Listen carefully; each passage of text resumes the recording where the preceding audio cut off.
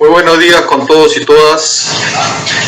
Continuando con las actividades de este primer congreso virtual de la especialidad, vamos a tener el tema oficial del tercer día, que está relacionado al tema de climaterio y menopausia, y con ello en intervenciones. Al saludar a todo el panel, y tanto nacional como internacional, y a nuestro moderador, yo quisiera previamente hacer una reflexión y un reto.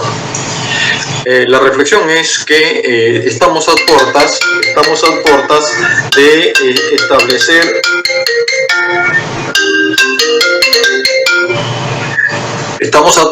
de establecer que nuestro país entra ya al tema de las sociedades envejecidas, aquel país que tiene más del 12% de población mayor de 60 años, y creo que ya nos toca a nosotros esa posibilidad, lo cual implica ya no necesariamente que entremos en el terreno de que la tercera parte de la vida de la mujer lo va a vivir en esta etapa, ya que en unos países del primer mundo ya es prácticamente la mitad de la vida de la mujer en esta etapa, lo cual es un tema que creo que debemos enfrentar y afrontar de la mejor manera, y creo que las sociedades de climaterio y menopausia, que tienen muchos años de trabajo a través de la FLACIM, la Federación Latinoamericana de Sociedades de Climaterio y Menopausia, va a consolidar todo. Yo soy uno de los convencidos de que las investigaciones realizadas en este rubro han sido extensas, no solamente en estudios observacionales, descriptivos, transversales,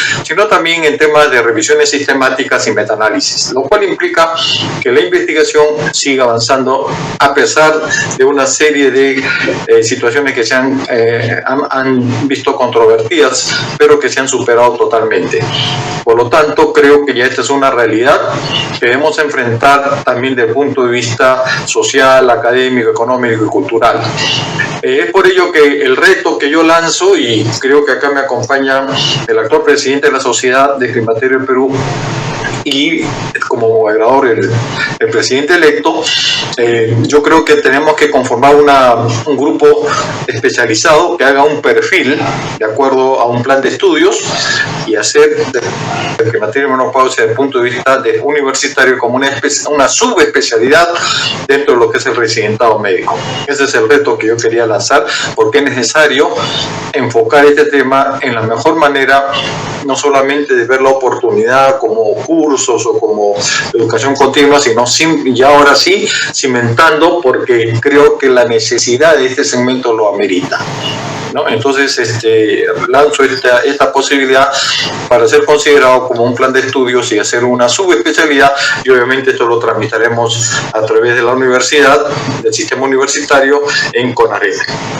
Dicho esto, me permito ya entrar en el tema oficial y presentar a quien va a ser nuestro moderador para la conducción de este tema oficial, al doctor Ricardo Ruhr Müller.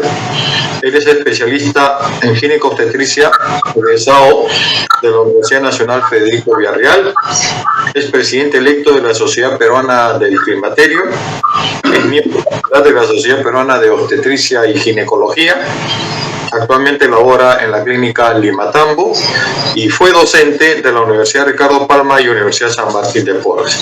Adelante, doctor Ruhr, queda a su disposición para la moderación correspondiente. Gracias. Muchísimas gracias, doctor Matsumura. Gracias por sus palabras, y el reto está tomado. Hoy ya nos toca en el simposio central, digamos, 4 temas que son de mucha actualidad y controversias también. Conversaremos, primer tema, la situación de climaterio en el Perú. El segundo es el manejo del síndrome geniturinario de la menopausia y su impacto en la vida sexual de las mujeres, y cuándo podemos empezar a prevenir la menopausia, la osteoporosis, perdón. Y debemos seguir indicando terapia hormonal en la menopausia en el año 2021. Son los 4 temas. El primer tema, situación del climaterio del Perú, está a cargo del doctor José Rojas Jaime. quien es el actual presidente de la Sociedad Peruana de Climaterio, es jefe de la unidad de climaterio del Hospital Nacional Arzobispo Loaiza, profesor asociado de Ginecología Obstetricia de la Universidad Cayetano Heredia, miembro del Comité de Expertos de Salud Sexual y Reproductiva del Ministerio de Salud y fellow del American College de Obstetricia y Ginecología. Con ustedes, el doctor Rojas. El doctor Rojas tiene 25 minutos. Por favor. Buenos días. Un saludo cordial a todos los participantes. Primeramente, cabe mencionar que este Congreso Conjunto de la Sociedad Peruana de Obstetricia y Ginecología y de la Sociedad Peruana del Climaterio han visto por conveniente tratar como tema oficial lo referente a climaterio y menopausia.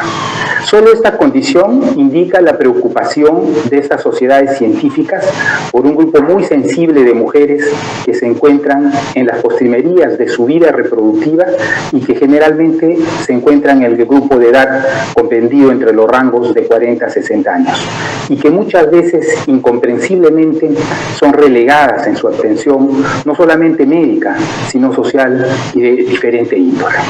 Por lo tanto, tenemos que ser conscientes que constituye en la actualidad un problema de salud pública en todo el mundo, con la necesidad de establecer pautas para su manejo y tratamiento adecuados. Es así que en esta oportunidad hemos visto por conveniente hacer este simposio con los temas sobre intervenciones exitosas en el climaterio. Es sabido que la experiencia del climaterio y menopausia es diferente para cada mujer, pues cada una de ellas trae consigo aspectos no solamente médicos, sino sociales, psicológicos, culturales y otros que definitivamente marcarán el resto de su vida. Por lo tanto, la menopausia no es el fin de la vida de la mujer, como puede haber sido varios siglos atrás, cuando la expectativa de vida estaba alrededor de los 40, 50 años, y muchas de ellas ni siquiera llegaban a presentar la menopausia. Actualmente, la mujer vive aproximadamente un tercio de su vida como posmenopáusica y tiene que vivir en las mejores condiciones, es decir, con calidad de vida. Lo que ocurre con la mujer en esta etapa de climaterio y menopausia es una situación universal, por lo tanto afecta a todos los países y tiene repercusión mundial. Para el año 2019, según el último informe demográfico de Naciones Unidas, habitaban en el planeta alrededor de 7.700 millones de personas y cada año nacen aproximadamente 144.000 millones de nuevos habitantes. En el Perú, para mediados del año 2015, alcanzaba una población de 31.151.000 habitantes, de los cuales 15.605.000 eran hombres y 15.545.000 eran mujeres. Una población hasta cierto punto equitativa. Se encuentra que hasta el año 2018 nacían 578.000 personas y fallecían 175.000 en el Perú. Equivale a una tasa de crecimiento natural o vegetativa de 13 personas por 1.000 habitantes. Asimismo, existe un estancamiento en el crecimiento de la población peruana que es indicativo que el proceso de cambios en la mortalidad y la fecundidad han afectado el volumen y la estructura por edad de la población. El Perú es un país muy heterogéneo, no solamente punto de vista racial, cultural, educativo, sino también en su geografía, lo que dificulta establecer políticas de salud uniformes. En ese sentido, se necesita mucha comprensión y estudio del problema para poder resolverlo. Según el Instituto Nacional de Estadística e Informática, para junio del 2020, el Perú tenía una población de 32.625.000 habitantes, con una densidad poblacional de 25.000 habitantes por kilómetro cuadrado y que estaban distribuidos 58% en la costa, 28% en la sierra y 14% en la selva. 30% de esta población, o sea, aproximadamente 8 millones de habitantes, viven por encima de 2.000 metros. Estos cambios en la población femenina se pueden notar observando la pirámide poblacional del Perú. Se ve que mujeres mayores de 65 años son el 5% y mujeres entre 40 a 60 años llegan al 11%. Es decir, hay más de 2 millones de mujeres en esta edad. Y la esperanza de vida, que se ha ido modificando en el transcurso del tiempo, vemos que en 1950 llegaba a 43 años, en el 2000 a 70 años y en el 2020 a 78 años. Cuando en el 2025 la expectativa de vida de la mujer peruana debe estar por encima de los 80 años. Y esto es lo que está ocurriendo con la pirámide poblacional peruana. En 1950 tenemos una pirámide de base ancha, con muchos niños y pocos adultos. Se puede calcular el porcentaje de la población por edad y vemos que hasta los 19 años hay más del 50% de la población. En el año 2015 ya se presenta una modificación con un aumento de la población joven, pero ya no tantos niños, y también hay un incremento de la población mayor. Y en el año 2025 ya se encuentra una pirámide muy parecida a las poblaciones de países desarrollados a finales del siglo pasado. Y acá se puede ver que los menores de 15 años serán solo el 24%, los adultos mayores el 13%, y habrá un incremento de la población de 60 años y más de 3 a 4.3 millones. Obviamente los jóvenes se mantendrán aproximadamente en 8 millones. Si vemos la población en el mundo, encontramos que en 1801 habían 1.000 millones, en 1950 ya 2.500 millones, y para el 2050 habrá 9.000 millones de personas en el mundo, y de los cuales mayores de 60 años serán 900 millones a 2.000, pasarán de 900 millones a 2.000 millones. En el Perú, en el 2050, más de 3.5 millones de mujeres, habrán más de 3.5 millones de mujeres posmenopáusicas. La pirámide prácticamente se convierte en un rectángulo con gran cantidad de personas en edad avanzada. Y las estimaciones y proyecciones en la población femenina para el año 2025 es de 2.463.283 mujeres que se van a presentar en esta etapa. Entonces, como primera conclusión que tenemos es que existe una gran población femenina en etapa de climaterio y que además esta población está en aumento. El Perú es un país relativamente grande y es difícil de hacer un análisis de la situación del climaterio en el Perú, básicamente por la falta de datos que sean claros a todo nivel, que se encuentran muy dispersos además por la estructura compleja del sistema de salud nacional.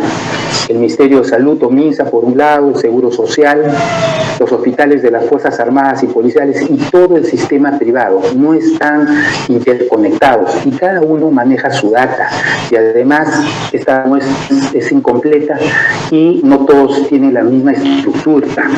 Por lo que en los siguientes minutos voy a tratar de revisar rápidamente estos principales aspectos que vemos aquí y su relación con el climaterio. Primero, el Perú es un país relativamente grande, como decía, y con varios sistemas de salud.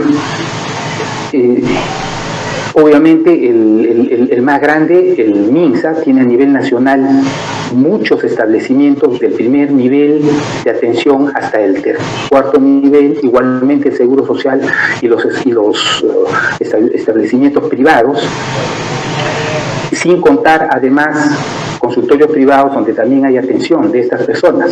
Estos establecimientos, si bien muchos de ellos cuentan con especialistas en las áreas, están insuficientemente preparados para la atención de una mujer en el climaterio.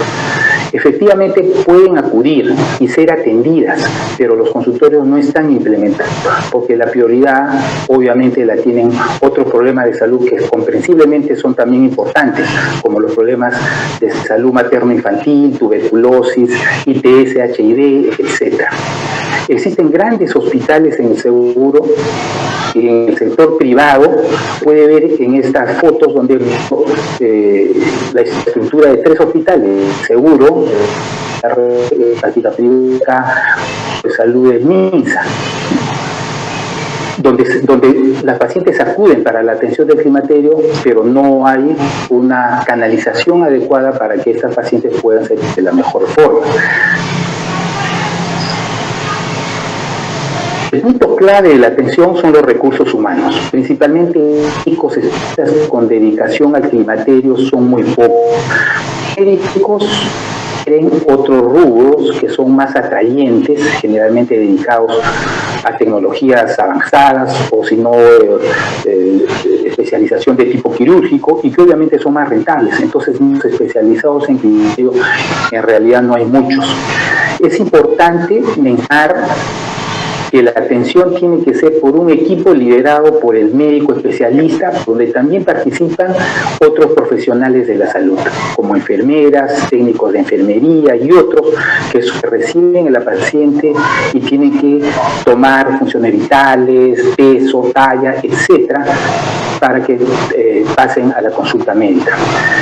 También es importante que esto sumar los promotores de salud que están dedicados a otros programas que pueden ser muy importantes, como mencioné, pero se traduce que las mujeres a veces llegan a estos servicios y no son atendidas de la mejor forma.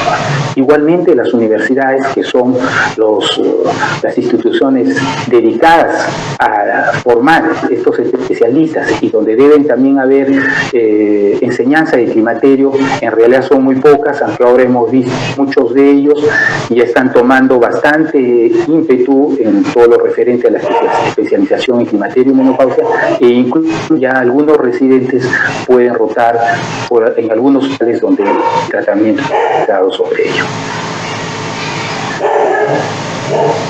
La atención ideal debería ser en unidades de climaterio que permitan un adecuado diagnóstico, tratamiento y seguimiento de la paciente. Y también un manejo muy interdisciplinario con las debidas interconsultas que sean necesarias, por ejemplo en cardiología, reumatología, endocrinología e incluso en psiquiatría, ¿no?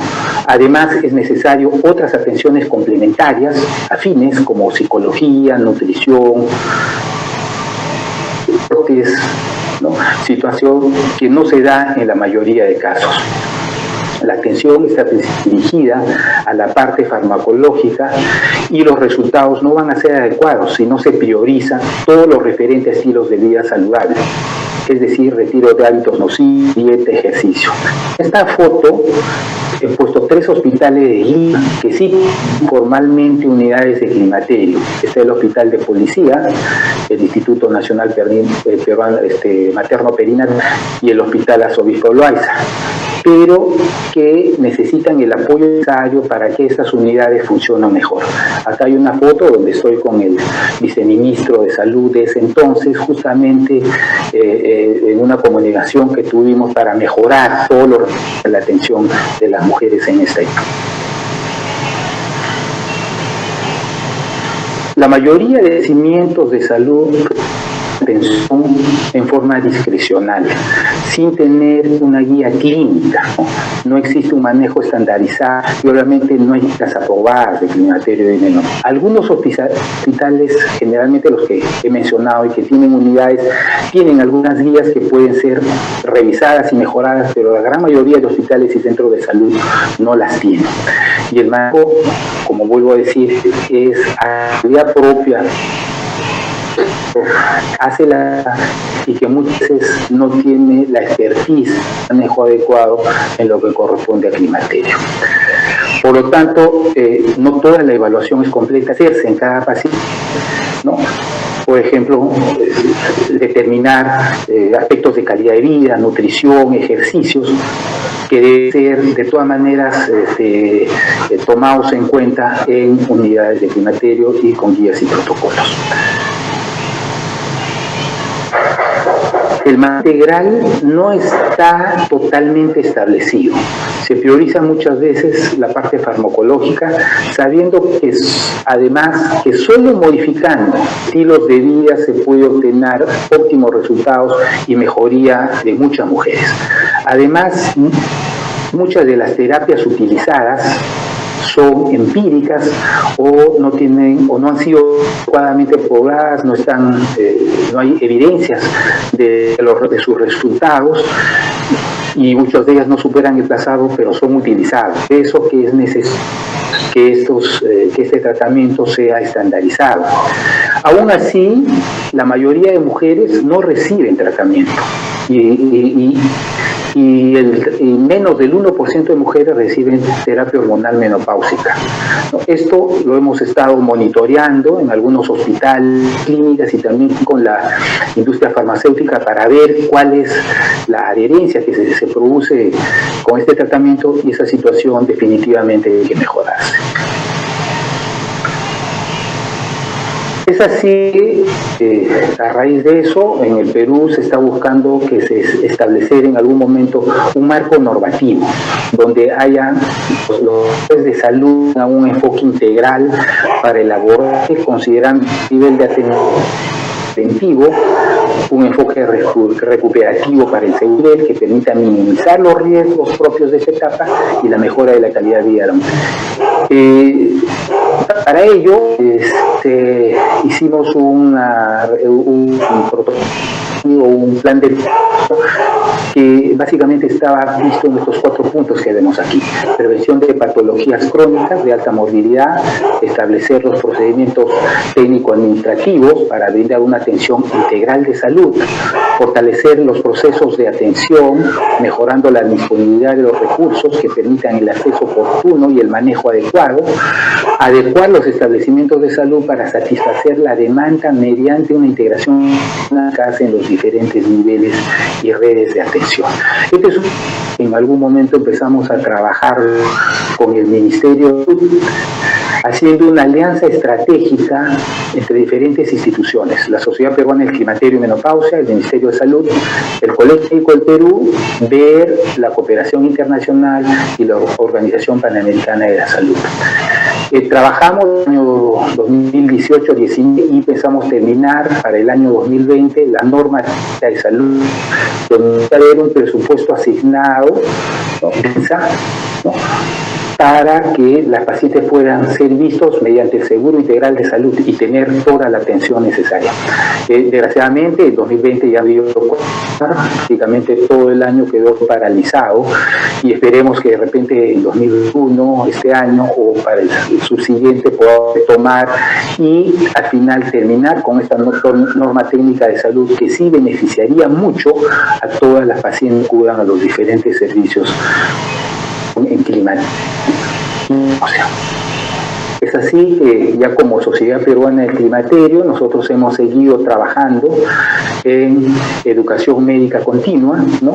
Mediante reuniones científicas ordinarias y extraordinarias. Hemos hecho cursos de climaterio, este congreso del climaterio, y además hemos comenzado a trabajar en la elaboración de guías y manual de...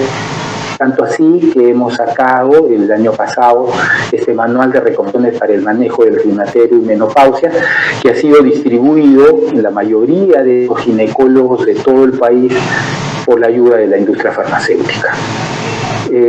Yo creo que como conclusiones y recomendaciones, esa parte que me corresponde, es mejorar la educación médica continua referente a climaterio y menopausia a todas las personas que estén involucradas en el manejo de estas pacientes, continuar con el desarrollo de guías y recomendaciones del manejo adecuado de la paciente en etapa de climaterio y menopausia, promover unidades de atención especializada, y si no se puede llegar a unidades demasiado grandes o menos consultorios que estén adecuados y donde la atención debe ser multidisciplinaria en el ámbito tanto público como privado, involucrando a todos los sistemas de atención de salud, ya que el objetivo principal es mejorar la calidad de vida de la gente climatérica y en la posmenopausia.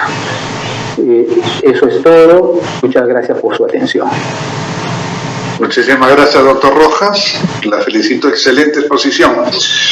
A continuación tenemos el tema manejo del síndrome genitourinario de la menopausia y su impacto en la vida sexual de las mujeres. El tema está a cargo de la doctora Mónica Ñáñez, quien es presidenta de la Asociación Argentina de Menopausia y Andropausia, experta latinoamericana en climaterio, jefa del Departamento de Climaterio del Hospital Universitario de Córdoba, Argentina, y diplomada en endocrinología ginecológica en la Universidad de París. Con usted, la doctora Ñáñez. Tiene 25 minutos, doctora.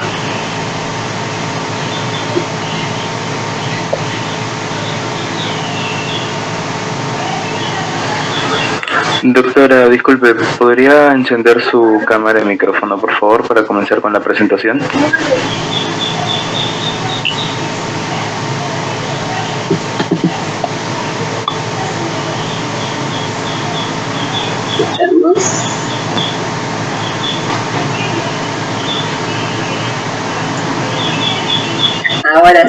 Ahora sí, ¿me escuchan? Correcto, doctora. ¿Hola? Podemos comenzar. Perfecto. Bueno, muchísimas gracias por la invitación, doctor. Muchísimas gracias al comité organizador, un placer. Sobre todo con este tema fascinante porque hace a la calidad de vida de nuestras pacientes, como es el manejo del síndrome genitourinario de la menopausia. Nosotros sabemos que cuando la paciente llega a la menopausia aparecen síntomas a corto, mediano y largo plazo. A corto plazo, sofocos, angustia, depresión, irritabilidad, insomnio, labilidad emocional, llanto fácil, disminución de la libido. Y a largo plazo, bueno, el incremento del riesgo cardiovascular y óseo. Pero a mediano plazo aparece algo tremendo para la mujer, que es la atrofia urogenital o síndrome genitourinario de la menopausia. Y nosotros sabemos que aunque es probable que los sofocos vayan disminuyendo con el tiempo, los síntomas de la atrofia urogenital son cada vez más progresivos y más severos. No se van a resolver solos si nosotros los médicos no actuamos. Ya lo decía Bush hace muchísimos años, que en un estudio de 200 mujeres el 100% tenía atrofia urogenital, y de estas la mitad, el 50%, va a tener síntomas relacionados a esta atrofia.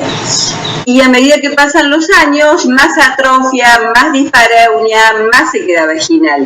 Y esta carencia estrogénica se hace ver en los dos aparatos, no solamente el genital, sino también el urinario. ¿Por qué? Por un lado, por el origen embriológico común, y por el otro, por la proximidad anatómica.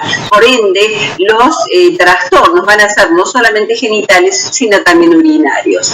Antes se denominaba atrofia vulvovaginal, pero dejaba de lado todo el impacto a nivel urinario, y además era como peyorativo para las mujeres. Entonces la NAMS, Sociedad Norteamericana de Menopausia, modificó la terminología por síndrome genitourinario de la menopausia, que es el conjunto de síntomas y signos asociados a la carencia estrogénica que implican modificaciones a nivel de los labios mayores y menores, clítoris, vestíbulo, introito vaginal, vagina, uretra, vejiga, con el impacto en estos aparatos. Por lo tanto, tendremos síntomas genitales, urinarios y sexuales. Ya el doctor Santiago Palacios en el 2019 publica el índice de salud vulvar o escala Palacios, donde él tiene en cuenta las modificaciones a nivel de la vulva, labios mayores y menores, clítoris, en la elasticidad, en la coloración, si hay molestia o no. Entonces hay un score que es de 0 a 5 es atrofia leve, de 5 a 10 es moderada y más de 10 es severo. Es muy importante revisar a la paciente y hacer esta escala. Y bueno, los urólogos, como todo el tiempo reciben pacientes en la posmenopausia con infecciones urinarias a repetición y trastornos a este nivel, ellos han hecho una clasificación.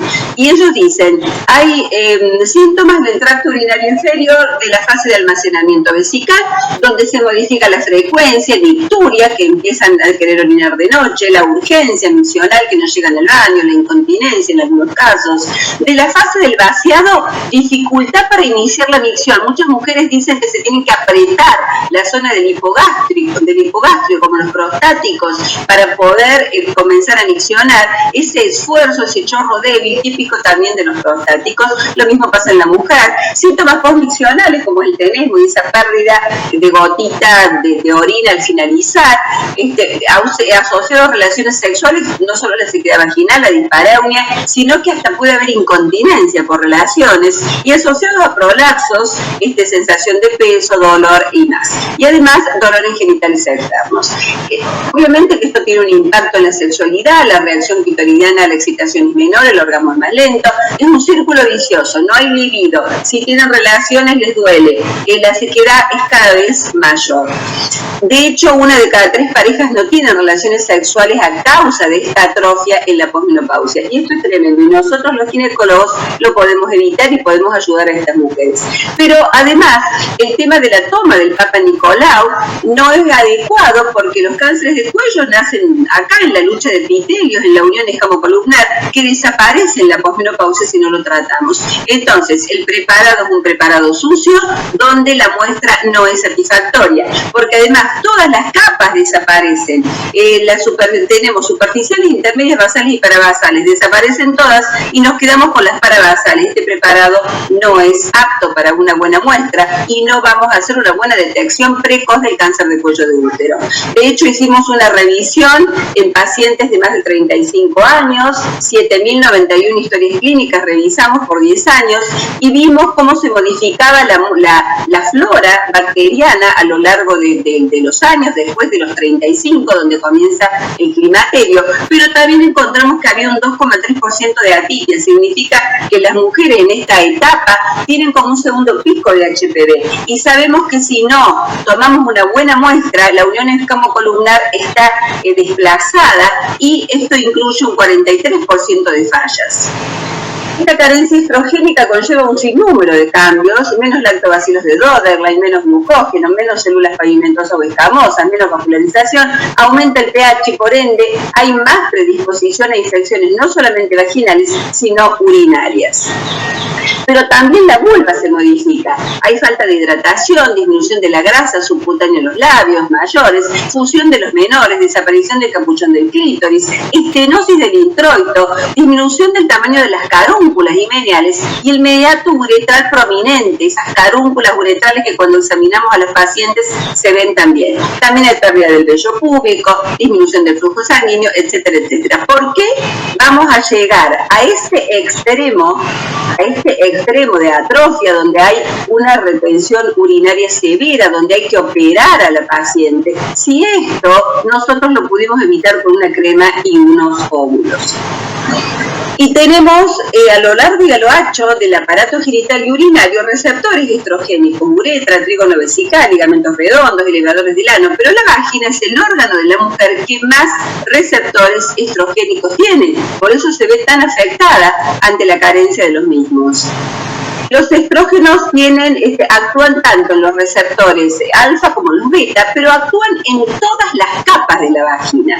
Estimulan la renovación del epitelio, facilitan que el trasudado producido en la lámina propia pase al epitelio. Actúan también sobre la capa muscular, que tiene fibras elásticas, y también sobre la denticia. Actúa a nivel de todas estas capas los estrógenos, produciendo grandes efectos positivos. Entonces, el tratamiento con estrógenos, siendo el estándar, desde ya les digo que sí. ¿Y por qué? Porque nosotros sabemos que dosis bajas van a ser eficaces y seguras. ¿Por qué? Porque nosotros sabemos que una vez que pasa, que entra la menopausia, en la posmenopausia, 5 a 6 años después aparece la atrofia. Esto significa que con pocas dosis de estrógeno, porque la mujer cuando deja de menstruar no pasa de 60 picogramos a 0, pasa a menos 30, menos 20, 10, 5, y esa cantidad mínima alcanza para mantener la salud urogenital. Entonces significa que el tracto urogenital es sensible a bajas dosis, y esta es la base para saber que dosis bajas de estrógenos son eficaces, pero también son seguras. Todas las sociedades internacionales dicen que los estrógenos locales aumentan el trofismo de la vagina, reducen su pH, incrementan la cantidad de colágeno, más vascularización, más fibras musculares periuretrales, pero además reducen la adherencia de los gérmenes a la mucosa y mejoran el trofismo de los ligamentos. Entonces, ¿cuál es el estrógeno ideal? Aquel que sea eficaz, pero que evada los efectos sistémicos. ¿Y qué pasa con los cánceres hormonodependientes? Yo ayer a la tarde hablé del tratamiento hormonal en mujeres con cáncer. ¿Y qué pasa? Y bueno, nosotros tuvimos un webinar para ponernos de acuerdo entre los ginecólogos, menopausólogos y los mastólogos y oncólogos. Entonces, hicimos una actividad el año pasado y consensuamos con respecto a esto. Bueno, hay varios trabajos que hablan de los productos estrogénicos y qué pasa con el cáncer de mama. En Estados Unidos ellos utilizan mucho el comprimido de estradiol, nosotros no lo tenemos, y el anillo vaginal, que tampoco lo tenemos, pero bueno, ellos vieron que resultaron seguros a pesar de que pasaban mínimamente a circulación general. ¿Qué pasa con el endometrio? Este último gran estudio del 2017, en 32.433 mujeres, demostró la seguridad con respecto a los estrógenos locales del endometrio. En Europa ellos tienen, esto es de los menoguías de España, la Sociedad Española de Menopausia, ellos tienen en Europa todos estos productos, tienen promestrino, estriol, tienen el comprimido vaginal de estradiol y tienen el anillo vaginal. Nosotros en la Argentina, yo no sé ustedes en sus países, tenemos los siguientes estrógenos locales: los estrógenos conjugados en forma de crema vaginal, tenemos el estriol en forma de crema y en forma de óvulos, y tenemos el promestrine o promestrino en forma de crema, cápsulas y comprimidos. Estrógenos conjugados, si bien es muy eficaz, no lo utilizamos porque pasa a circulación general. Lo que más utilizamos es estriol y promestrine, y de los dos, el que más utilizamos es el promestrine, porque el estriol tiene los ovulitos alcohol en su excipiente, y si la paciente está muy atrófica le puede arder. En cambio, promestrine no molesta. Hemos utilizado y estudiado mucho el promestrine, tenemos muchos estudios con respecto a esto propios, y sabemos que es un estrógeno sintético que actúa localmente, que no tiene absorción sistémica, lo cual nos abre un panorama para atención de las pacientes con cánceres estrógeno dependientes. Un excelente producto. Este fue el primer gran estudio tranquilizador con respecto al promestrine, porque se utilizó por primera vez hace muchísimos años en 17 pacientes oncológicas durante un mes, cápsulas vaginales, y se vio que la estrona, que es el marcador, no se modificó significativamente y que fue efectivo. Y cuando después, a partir de esto, empiezan otros trabajos. Cuando se da por vía oral, fíjense cómo sube, pero cuando se da por vía vaginal, la curva queda chata y no pasa a circulación general. Hay muchos estudios que hablan de esto, muchísimos, no tenemos tiempo. El tema es que todos los estudios con promestrine demostraron mejoría en el trofismo, un alivio sintomático marcado, mayor que el placebo, resultados equivalentes a estrógenos conjugados, y la verdad que no tiene impacto a nivel general. Por lo tanto, esta acción local en uretra y vagina, bien buena tolerancia, la verdad que nos habla de su eficacia y de su seguridad. ¿Cuál es la conducta ante este síndrome? Primero, hablar con la paciente, pero hablar, preguntarle, ponernos en el lugar de estas mujeres, porque por ahí no se lo preguntamos y esto está muy mal. Examinarlas, reconocer precozmente la atrofia y darle un tratamiento preventivo obligatoriamente. Y si la paciente está con un tratamiento hormonal sistémico, ustedes le tienen que creer que la paciente tiene sequedad vaginal, porque el sistémico no tiene alcance local, salvo la tibolona, que es el único que tiene alcance local. El tratamiento hormonal local, a pesar del sistémico, obligatorio, hidratantes y lubricantes. Reconocer a la atrofia. No se olviden de la crema, porque la crema es fundamental para toda la zona de la vulva. Untan el óvulo con la crema y se lo colocan. Hay muchos problemas de la paciente a la hora de consultar sobre estos temas. Hay trabajos que hablan de esto, pero también hay trabajos que hablan de las quejas de las pacientes, porque nosotros los médicos no preguntamos. La Sociedad Norteamericana de Menopausia y la Sociedad Internacional de Menopausia consideran que el síndrome genitourinario está subdiagnosticado y que que bajas dosis de estrógenos locales son la primera línea de tratamiento cuando hay síntomas moderados a severos. Los andrógenos también actúan positivamente en esta atrofia y se pueden combinar con los estrógenos. Existe en el mundo, aprobado por la FDA en el año 2016, la DEA, prasterona, la intrarrosa, en óvulos de 6,5 miligramos, nosotros no los tenemos. También está el oscomiceno, que es un SER, que actúa por vía oral, no lo tenemos. Y tenemos otros tratamientos, como es el láser, como es el HIFU, que también en pacientes que no desean el tratamiento hormonal, se cansan de ponerse la crema y de los óvulos, también pueden estos tratamientos que son altamente eficaces. ¿Qué dice la Sociedad Internacional de Menopausia y qué dice la Sociedad Europea? Que todos los preparados estrogénicos locales son eficaces. El tratamiento debería comenzarse tempranamente y previo a los cambios atróficos severos, y que nosotros nos tenemos que comprometer seriamente para esta detección temprana. La Sociedad Española de Menopausia también dice que la mejoría de los síntomas con un estrógeno local suele ser rápida, con un efecto pleno en las primeras 10 a 12 semanas, y que bajas dosis tienen un perfil de seguridad mucho más favorable que la terapia hormonal de la menopausia sistémica. Se puede usar a cualquier edad, y que las alertas de seguridad cardiovascular y oncológica en los prospectos no tienen nada que ver con los estrógenos locales. Y ellos proponen una guía donde hay preguntas para hacerle a la paciente, un dibujito, que yo lo hago desde hace 20 años, le hago un dibujito y les explico cómo colocarse la crema y los óvulos. ¿Qué dice la NAMS 2020? Que la NAMS y el American College se han puesto de acuerdo y han escrito una editorial solicitando la modificación en el prospecto. Porque, ¿qué pasa? Nosotros decimos, promestrine, esto es de promestrine, no pasa circulación general, no tiene efecto sistémico, pero dice, en caso de antecedentes de cáncer, bueno, tener cuidado. ¿Pero en qué quedamos? Se dice que no pasa circulación general. Entonces, la NAMS y el American College le han pedido a la FDA que, por favor, hablen con los laboratorios, con la industria, para que modifiquen el prospecto. La FDA está revisando y considerando la propuesta. Entonces, la atrofia urogenital y el tratamiento hormonal local, ¿solución mágica? Claro que sí. Pasamos de un otoño frío, una hermosa primavera, lo mejor de tu vida es el resto de tu vida. ¿Y cómo actuamos ante el síndrome geniturinario de la posmenopausia y la calidad de vida? Primero, involucrándonos responsablemente, hablando del tema. Hay que ponerse en la piel de estas mujeres que están realmente sufriendo. La terapia hormonal local, ¿es buena? Claro que sí. Estrógeno sí, andrógeno sí, SEM sí, láser sí, HIFU sí, todas son correctas. La verdad que todos son herramientas importantes para este tratamiento y para que la mujer deje de sufrir. Bueno, muchísimas gracias por su atención y quedo atenta a las preguntas. Muchas gracias.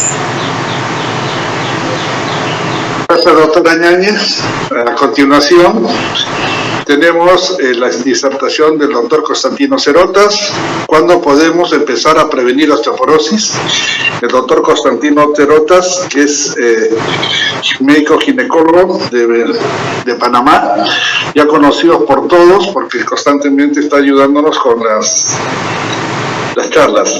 Él es el doctor en medicina, en ginecología endocrinológica del Hospital Luis Castelo Ayala, del Instituto Mexicano de Seguridad Social de México. Experto latinoamericano por la Federación de Sociedades de Climaterio y Ginecología Endocrinológica. Doctor Constantino Cerotas tiene 25 minutos para su disertación.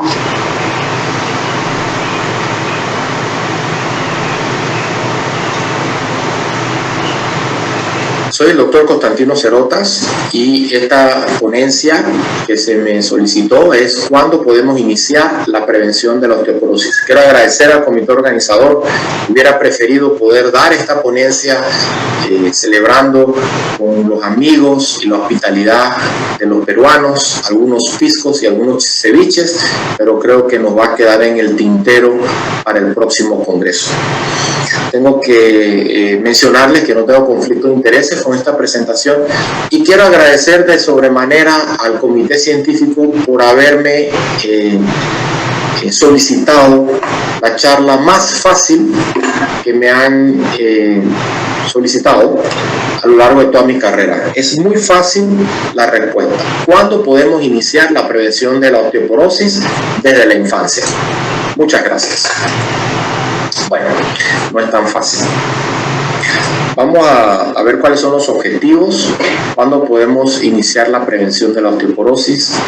Vamos a plantear la patología, la incidencia de la osteoporosis. Hablaremos de los factores de riesgo, qué intervenciones podemos hacer y algunas conclusiones. Hay un envejecimiento de nuestra población en América Latina y el Caribe, y según el CEPAL, en el año 2030, casi el 17% de nuestra población va a tener más de 65 años. O sea, la incidencia de osteoporosis va a ir en aumento. Y aquí tenemos la incidencia de las fracturas osteoporóticas en mujeres en la menopausia. La fractura que generalmente aparece más temprano y es más visible es la fractura de muñeca. La de vértebra generalmente son por aplastamientos y no se notan hasta unos años después. Interesantemente, en los estudios siempre se habla de vértebras y cadera, porque ya la fractura de muñeca ya sucedió. Pero cualquier mujer de más de 50 años con una fractura de muñeca, tenemos que considerar seriamente osteoporosis. Este es el hueso, esta imagen conocida hace décadas. El hueso trabecular, cómo se va perdiendo en la medida que la paciente va entrando a la menopausia y se pierde el freno del estrógeno sobre la interleuquina 6 y los osteoclastos, y hay una mayor resorción que producción de hueso. Lo otro importante es la probabilidad de fractura, y esta probabilidad es edad y densidad mineral ósea dependiente. Fíjense cómo mientras más avanzamos en la pérdida de hueso y mientras más avanzamos en la edad, a iguales valores de densidad mineral ósea hay un aumento significativo del riesgo de fractura. 1.7 a los 50 años con menos 2.5 y 11.5 a los 80 años con el mismo 2.5. O sea, es edad y densidad mineral ósea dependiente. Y en la patogénesis de la osteoporosis tenemos genes y ambiente, deficiencia estrogénico y cambios hormonales, insuficiencia de vitamina D que lleva a un hiperpara secundario y una reducción de la actividad física y de la masa muscular que afecta el remodelado óseo, cambia calidad de hueso y aumenta la fragilidad ósea. En esta gráfica nosotros podemos ver cómo son los cambios de la masa ósea a lo largo de la vida. Y en naranja los hombres y en verde las mujeres. El hombre de por sí hace un pico de masa ósea mucho más alto que las mujeres, y después, 40, 45 años, empieza el proceso de pérdida de hueso o osteoporosis secundaria asociada a la senescencia, o sea, al proceso de envejecimiento. Las mujeres también lo hacen, aquí y acá. Hay un escalón con un aceleramiento en los 2 a 5 años de la época de la menopausia, en donde la paciente puede perder un 5% de hueso por año. Este proceso de pérdida por senescencia, aquí falta de hormonas y después sigue con senescencia. Entonces, ¿qué sucede? Tras que la diferencia había una diferencia, la diferencia es mayor después de la menopausia hombres-mujeres. Quiero que vean aquí cómo es importante en el acúmulo de masa ósea durante la vida de 0 a 20. Este es el momento en donde nosotros vamos a estar guardando nuestra mayor cantidad de masa ósea que la vamos a necesitar a lo largo de la vida. Por eso les hablé muy al principio que nosotros tenemos que empezar desde la niñez. Entonces, factores de riesgo para osteoporosis no modificables. O sea, si ya tuviste una fractura, tu riesgo es muchísimo más alto. Historia de fractura de un familiar en primer grado, raza blanca o asiática, edad avanzada, sexo femenino, la demencia y la pobre salud como factores de riesgo no modificables. Cuando vamos a ver los modificables, el hábito de fumar, el bajo peso corporal, no estoy diciendo que tienen que engordar, pero el bajo peso corporal es un factor de riesgo. La deficiencia estrogénica, ya sea por una menopausia temprana o por una menorrea premenopáusica prolongada, especialmente en nuestras pacientes con hiperprolactinemias o en aquellos médicos que todavía usan hidroxiprogesterona acetato de depósito o Depo-Provera más allá de un año. Esto genera un hipoestrogenismo severo y una pérdida ósea importante en las pacientes. La baja ingesta del calcio, y hoy en día con todo tipo de dietas que tenemos, con anorexia, con bulimia, con delgadez y los problemas de malabsorción intestinal, definitivamente tenemos una baja ingesta de calcio. El uso de alcohol, igual o más de 3 tragos por día. Los problemas visuales a pesar de la corrección que nos puede llevar a caídas. Las caídas recurrentes, la actividad física inadecuada. La vida moderna ha hecho que no hagamos tanto esfuerzo físico, por ende no entrenamos nuestro hueso de forma adecuada. Y la pobre salud en aquellos casos que son modificables. Esta gráfica, y no es para enredarlos, pero es el consenso de la American Association de College Clinical Endocrinologists, donde nosotros podemos ver osteoporosis secundaria en los adultos. Y aquí es súper importante que estén pendientes de que todo esto, muchísimos de nuestros pacientes lo tienen, y no le ponemos el interés fino para poder definir que tenemos que ayudar a la paciente más allá de una atención normal. Pacientes con acromegalia, diabetes tipo 1 y 2, deficiencia de hormona de crecimiento, hiperpara, hipertiroidismo, hipogonadismo, hasta los embarazos hay pérdida de hueso. Los problemas nutricionales, alcoholismo, anorexia, deficiencia de calcio, problemas de malabsorción intestinal, deficiencia de vitamina D, hoy todo el mundo es deficiente. Medicamentos como los antiepilépticos, fenobarbital, fenitoína, valproato y carbamazepina, los inhibidores de aromatasa en nuestros pacientes con cáncer de mama, hidroxiprogesterona acetato, glucocorticoides. ¿Cuántos pacientes usan corticoides? Heparina, litio, los inhibidores de la bomba de protones que lo usamos todos los días para los pacientes con trastornos gástricos, los inhibidores de la recaptura, selectivos de la recaptura de la serotonina, los inhibidores SGLT2 y la dosis suprafisiológica de hormona tiroidea, muy usada en las mujeres jóvenes que están tratando de acelerar el metabolismo y bajar de peso, problemas del colágeno y otras enfermedades como depresión, inmovilización, trasplante, falla renal, artritis reumatoidea, talasemia, pacientes que utilizan corticoides. Entonces, este grupo de pacientes es muy importante que nosotros podamos estar pendientes de que tienen riesgo de osteoporosis. Entonces, también tenemos que ver aquellos pacientes que tienen riesgo para caídas, pacientes que usan sedantes, los problemas visuales, trastornos cognitivos, debilidad de los miembros inferiores, ya sea por envejecimiento o el solo hecho de la sarcopenia o falta de vitamina D que ayuda con el equilibrio, los obstáculos para la libre deambulación en casa y los alrededores. Y esto es importante porque a pesar de que los pacientes pueden no tener valores densitométricos de osteoporosis, el hecho de tener osteopenia y fragilidad puede producir fracturas y automáticamente cambian de categoría. Y eso lo vamos a ver en la penúltima diapositiva. ¿Qué podemos hacer? Bueno, ya hablamos en esta representación esquemática cómo esta es la época más importante para producir una buena calidad de masa ósea. Entonces, hay que hacer ejercicio, hay que cargar peso, aunque sea caminar, correr y saltar, por lo menos caminar. Hay que hacer ejercicios de balance y hay que hacer resistencia muscular. Tenemos que tener una alimentación balanceada, más hacia lo básico que hacia lo ácido, con un aporte proteico adecuado, pero lo más importante es que sea balanceada. Una ingesta adecuada de calcio de 1200 miligramos por día arriba de los 50 años. Hay una tabla para reposición de calcio por edad.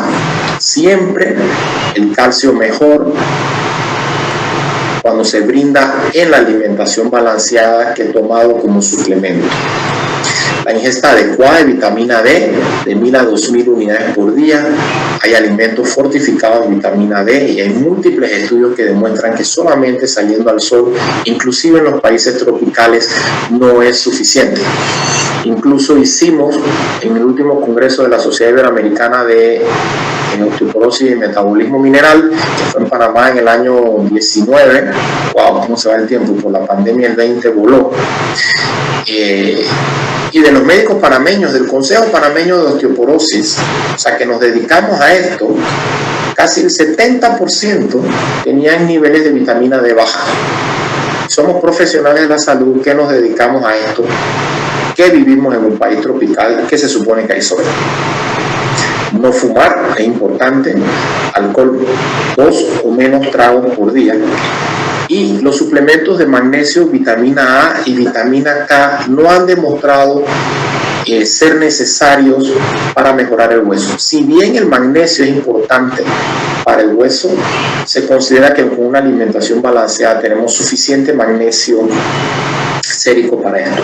Muchos de nuestros pacientes lo utilizan para ayudarlas a evacuar, a ir al baño, y otro grupo importante de pacientes también las toman para inducir el sueño en la menopausia. Pero niveles altos de vitamina A y niveles altos de vitamina K son contraproducentes para la salud del hueso, así que aquí hay que tener un poquito de cuidado. Entonces, la intervención básica: ejercicio, alimentación, calcio, vitamina D, no fumar, tomar, pero tomar poco, y tener cuidado con los suplementos. Y les digo que es vitamina D y calcio porque la vitamina D sola no disminuye ninguna de las fracturas y el calcio solo tampoco. Solamente el calcio con vitamina D disminuye las fracturas de cadera, y es que la vitamina D permite la absorción del calcio para que el calcio sea depositado en la matriz ósea. Y aparte, la vitamina D tiene función en cuanto al equilibrio de la persona, pero vitamina D sola y calcio solo, en ningún punto hay mejoría, y en la fractura de la cadera la vitamina D y el calcio combinados tienen buenos efectos. Entonces, la vitamina D, en cuanto a caída y función muscular, la vitamina D reduce las caídas un 22% y necesitas 15 pacientes a tratar para lograr disminuir una caída que pueda llevar a una complicación en nuestros pacientes. Y los valores séricos normales, tanto para caídas como para fracturas, es alrededor de 40 nanogramos por mililitro. Se habla de 32 a 50. Estos son nuestros valores que debemos buscar. 100 nanomoles por litro, o sea, 40 nanogramos por mililitro. 32 a 50 son los valores óptimos. Osteopenia, osteoporosis, prevención. Entonces, en la posmenopausia temprana, ¿qué podemos hacer? Bueno, a todas: vitamina D, calcio, ejercicio, dieta y estilo de vida. Eso es lo básico. Si tiene síntomas vasomotores, le podemos dar terapia hormonal de reemplazo combinada, terapia de reemplazo estrogénica, el TSEC, que es estrógeno con vadesofoxifeno, o tibolona. Y si la paciente no tiene síntomas, le podemos dar cualquiera de estos, y además podemos utilizar un SERM, que es un modulador selectivo de receptores estrogénicos. En este caso sería el raloxifeno, que ayuda mucho a las pacientes en osteopenia y que baja de forma importante las fracturas de vértebra, pero tiene el contra de que tiene el mismo riesgo de trombosis venosa profunda que cualquiera de los estrógenos, de los estímulos estrogénicos que está aquí. Pero si no hay síntomas vasomotores, se puede usar un SERM, que es el raloxifeno, perfectamente. La terapia de reemplazo estrogénica para la prevención de pérdida ósea probablemente es el medicamento de primera línea que debemos usar en nuestras pacientes en la perimenopausia. Nosotros vemos cómo el uso de los estrógenos mejora en el hueso versus el no estrógeno, Y cuando haces el switch, se pierde inmediatamente o continúa. Mejora o continúa mal. Y en cualquier momento que se use, mejora el hueso. Interesantemente, y a diferencia de los bifosfonatos, el uso del estrógeno no tiene un efecto acumulativo, o sea que apenas se detiene, empieza el proceso de pérdida, como sucede con el denosumab, por ejemplo, en tratamiento de osteoporosis. Y el otro concepto importante es que no hay una razón para retrasar el inicio de la terapia. Lo único que sucede cuando nosotros retrasamos el inicio de la terapia es que la paciente mejora su hueso desde un escalón menor o más bajo. Y ya después de los 10 años no debiéramos de usar terapia estrogénica en los pacientes. O sea, no empezarla después de los 10 años. Pero al demorar el inicio, nosotros empezamos en escalones más bajos. Y el WHI demuestra que hay una disminución de hasta un 34% del riesgo de fractura tanto de cadera como de vértebra en las pacientes que utilizaron terapias hormonales. Y si nos vamos a números absolutos, nosotros vemos que hay una disminución de muñeca, columna, cadera y cualquier tipo de fractura. 30% de disminución. Fracturas totales 56 en 10.000. El consenso para el uso de terapia hormonal en la posmenopausia y en el manejo de osteoporosis, presentado en el año 2019, la terapia hormonal de la menopausia, o tibolona, o TISEC, que es estrógeno con base de sofoxifeno, debe basarse en una decisión en conjunto con la paciente. Debe considerarse como una de las terapias de primera línea en la prevención de la osteoporosis y fracturas relacionadas a la osteoporosis. Recordemos que la paciente pierde hueso de forma importante en el periodo posmenopáusico por la pérdida de estrógeno, por la pérdida del freno de los osteoclastos a través de la interleuquina 6. Y esto lo podemos lograr en mujeres menores de 60 años o dentro de los primeros 10 años de la menopausia, con su perfil muy bajo de riesgo y una relación favorable beneficio-riesgo. Es importante considerar el uso de la terapia hormonal de la menopausia, tibolona o TISEC, ya que proveen un impacto global positivo en la calidad de vida de las mujeres en la menopausia. O sea, no solamente estamos ayudando al hueso, sino estamos ayudando a un conjunto de situaciones que engloban el concepto calidad de vida de nuestras pacientes y ellas van a estar mejor. Unos datitos sobre el raloxifeno. Solamente nosotros podemos ver cómo en osteopenia hay una disminución del 47% de reducción de la fractura y en pacientes con osteoporosis en vértebras 69%. Raloxifeno es un medicamento interesante. Es la tercera generación de moduladores selectivos de estrógenos, de receptor estrogénico, que es el que le sigue al tamoxifeno. Y cuando se hizo el estudio cabeza a cabeza raloxifeno-tamoxifeno, el raloxifeno tiene una disminución entre 70 y 80% del riesgo de cáncer de mama en las pacientes. O sea que si tienen una paciente que quieren ayudarle a su hueso, que no tiene calores y que aparte tiene un aumento en su riesgo de cáncer de mama, el raloxifeno es un medicamento ideal para esa situación de esas pacientes, que podemos ayudarle con el hueso de forma importante y le estamos reduciendo su incidencia de cáncer de mama de forma importante. Si tiene calores no lo podemos utilizar porque el raloxifeno no lo va a ayudar. Entonces, como les comenté en una diapositiva anterior, estaba dejando hacia el final la definición. Porque fíjense, nosotros hablamos de densitometría y una paciente normal cuando tiene un test score de 1.0, menos 1.0 o más, o sea, 0.9, 0.8 hasta más 1. Decimos que la paciente tiene osteopenia, una masa ósea baja entre menos 1.0 y menos 2.5. Decimos que tiene osteoporosis cuando es mayor de menos 2.5. Y que tiene una osteoporosis severa cuando tiene más allá de menos 2.5 y una fractura de fragilidad. Por ende, muchas pacientes que están en osteopenia pueden tener una fractura. y realmente las estaríamos tratando como prevención cuando en realidad debemos de hacerles tratamiento. Entonces, osteopenia de menos 1.0 a menos 2.5, eso es lo que hemos aprendido dentro de la definición de la densidad mineral ósea, y eso es lo que nos dicen los reportes cuando nos llegan pacientes en osteopenia. Bueno, osteopenia, vamos a prevenir, vamos a hacer algo para prevenir, pero no. En el consenso de los Clinical Endocrinologists del año pasado,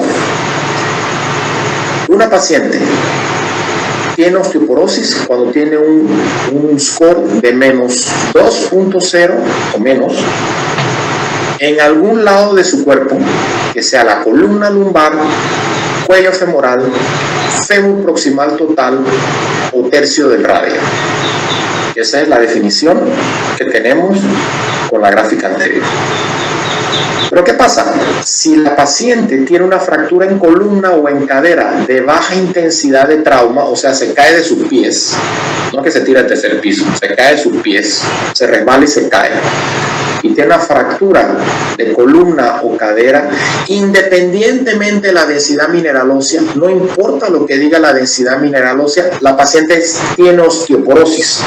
Entonces, en este caso ya no estamos previniendo osteoporosis porque tiene un valor densitométrico de osteopenia, sino que ella clínicamente tiene osteoporosis.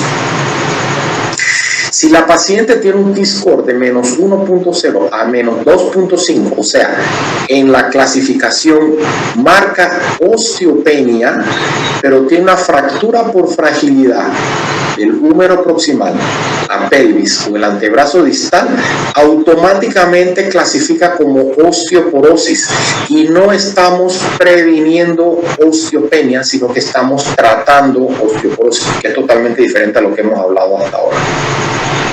Y si el T-score está entre menos 1.0 y menos 2.5 y tiene la suerte de que le agregan un FRAX, que es un cuestionario que mide riesgo de fractura, y eso lo pueden bajar en el internet, o sea, una alta probabilidad de fractura medido por FRAX, o si tiene un FRAX ajustado a TBS, que es el Trabecular Bone Score, y que tiene que ser específico de cada país, no importa si tiene osteopenia, si estos estudios, cuestionarios de datos solicitados de la paciente marca alta probabilidad de fractura, la paciente tiene que ser manejada como osteoporosis y necesita tratamiento de osteoporosis y no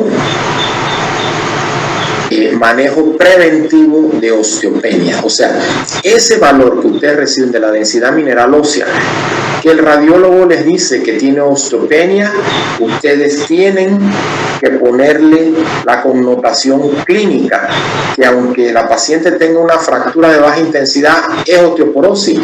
Si tiene osteopenia, pero tiene una fractura de fragilidad en húmero proximal, pelvis, antebrazo, se trata como osteoporosis. Y si tiene osteopenia y tiene una alta probabilidad de fractura por FRAX, y si le hacen el FRAX al TBS, le agregan TBS, hay que tratar osteoporosis y no estamos previniendo osteopenia. Es muy importante que eso quede claro. Entonces, finalmente, la osteoporosis se puede prevenir desde la infancia y hasta desde el embarazo. Pacientes deben recibir sus suplementos de calcio y vitamina D, su alimentación balanceada en el embarazo. Se ha visto que aquellas pacientes que no lo han hecho producen bebés que a la larga terminan con una masa mineral ósea disminuida. Necesita el paciente una adecuada alimentación balanceada con sus proteínas, sus vegetales, un esfuerzo físico que formará huesos adecuados. En la menopausia hay una pérdida acelerada del hueso diferente al proceso del hombre. Hay que definir las causas secundarias, porque la paciente probablemente tiene una densidad mineral ósea normal, pero tiene una patología y tiene un tratamiento que promueve a que ella se vaya acercando hacia la osteoporosis, y nosotros como ginecólogos, médicos de atención primaria, estamos obligados a identificar a esta paciente y hacer las intervenciones necesarias. La terapia hormonal de la menopausia es la primera línea del tratamiento para la mayoría de los casos. Las pacientes nos llegan en la peri y posmenopausia temprana, tienen calores, están perdiendo hueso, tienen trastornos del sueño, tienen mialgia, tienen artralgia, tienen afectación de calidad de vida, y lo que mejora la calidad de vida global de la paciente en ese momento es la terapia hormonal de la menopausia, y de paso ayuda al hueso de forma importante. Y tenemos pacientes con osteopenia que ameritan intervención, y no solamente por tener el número de osteopenia, porque dice el reporte de la densidad mineral ósea, sino que hay que ponerlo en la clínica de la paciente, que nos puede definir que esta paciente con osteopenia ya no necesita prevención de osteoporosis, sino que necesita tratamiento de osteoporosis. Con esto quiero agradecerles su atención con una imagen del canal de Panamá ampliado. Como ustedes podrán ver, este es el canal viejo y esta es la ampliación para que puedan ver la magnitud de la diferencia del tamaño del barco. Ya tenemos más de 10.000 barcos que han surcado por nuestras aguas. Quiero agradecer nuevamente al comité organizador por la opción y la posibilidad de poder estar con ustedes. Me honran con esta designación, y nos quedan los piscos y los ceviches pendientes para una próxima ocasión. Muchas gracias. Muchas gracias, doctor. A continuación tenemos el tema terapia hormonal en menopausia en el año 2021, a cargo del doctor Tobias de Villiers, quien es graduado de la Universidad de Sandbox en Ciudad del Cabo, Sudáfrica, es ginecólogo obstetra y consultor en la especialidad en interés en endocrinología y ginecológica. Es past presidente y tesorero del International Menopause Society, presidente de la Fundación Nacional de Osteoporosis de Sudáfrica, miembro del Comité de Consejeros Científicos del International Osteoporosis Foundation y miembro del comité editorial de la revista Climaterio y Osteoporosis International. Con ustedes, el doctor de Villiers. Caballeros, muchas gracias al comité organizador por la gentil invitación para tocar un tema bastante interesante e importante, la terapia hormonal en la menopausia, y si es una buena opción en el año 2021. Entonces, la idea es tratar de responder esta pregunta con esta charla. Entonces, primero, la definición de la menopausia es la terminación de la menstruación en forma permanente resultante de la pérdida de la actividad folicular ovárica. La perimenopausia es el periodo desde las primeras aproximaciones o los primeros momentos en que se aproxima la menopausia hasta un año después del periodo menstrual, del último periodo menstrual. Debilidad hormonal significativa a lo largo del tiempo y una declinación en los niveles de estrógenos a lo largo de esta transición a la menopausia, y después de ello ya no hay secreción de estrógenos. Entonces aquí los primeros signos de esa transición de la menopausia aparecen alrededor de los 40 años de edad. Entonces hay una serie de síntomas vasomotores, trastorno del sueño y cambios en el humor, y esto continúa hasta los 65 años aproximadamente, y en algunos pacientes aún por un tiempo mayor. Hay atrofia urogenital, que puede ser un síntoma intermedio, al igual que dispareunia, osteoporosis, aterosclerosis, enfermedad coronaria, enfermedad cerebrovascular. Son consecuencias a largo plazo. Los trastornos menstruales pueden ocurrir en cualquier momento entre los 40 a 50 años, y las mujeres son una de las pocas especies que sobreviven más allá de su vida reproductiva, en este caso en la menopausia. Aunque esto se ha conocido durante más de 2000 años, el tratamiento de estas mujeres por lo general ha sido bastante deficitario. Entonces, por ejemplo, un poco de historia. En 1692, el caso de las brujas de Salem, son 16 mujeres que fueron enviadas para ser ejecutadas, quemadas vivas, y 13 de ellas eran menopáusicas. Y los tratamientos para la menopausia en esa época incluían hierbas, mezclas de plomo, morfina y opio y la histerectomía. Y muchas eran puestas en asilos mentales. Entonces no hay una muy buena historia desde el punto de vista del manejo. Si miramos la línea de tiempo de la terapia hormonal en la menopausia, entonces vemos aún cuando ya lleva mucho tiempo comercializado, desde la década de los 40 del siglo pasado, entonces la situación mejora un poco en los 70s. Sin embargo, el refuerzo con estrógenos podría llevar al cáncer endometrial y la situación cayó un poco en desuso.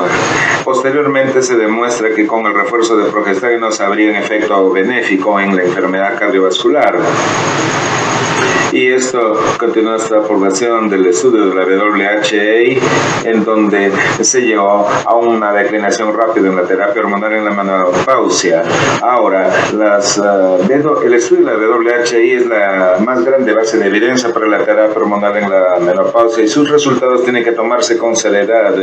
Entonces, la idea era investigar los efectos de la terapia hormonal menopáusica en las mujeres posmenopáusicas de mayor edad con una edad promedio de 63 años. Y el resultado primario era la salud cardiovascular y los resultados secundarios incluyen la salud ósea y el riesgo para desarrollar cáncer de mama. Entonces, después del estudio de la WHA de la primera publicación en el año 2002, entonces la percepción es la siguiente, es que a pesar de los efectos benéficos de la terapia hormonal en la menopausia, principalmente el alivio de los síntomas vasomotores, los bochornos, la mejora de la atrofia vulvovaginal y las infecciones urinarias recurrentes, al igual que la protección de las fracturas, los siguientes riesgos superaban los efectos benéficos: el riesgo cardiovascular, el riesgo para el desarrollo de enfermedad tromboembólica, el riesgo de cáncer de mama y el riesgo de morir. Y estas percepciones realmente son muy difíciles de cambiar, a pesar de la evidencia que ha surgido posteriormente, y aún la expresión terapia de reemplazo hormonal ha sido reemplazada por la expresión terapia hormonal en la menopausia. Entonces parece que se percibe como un efecto de clase de todas las opciones de terapia hormonal.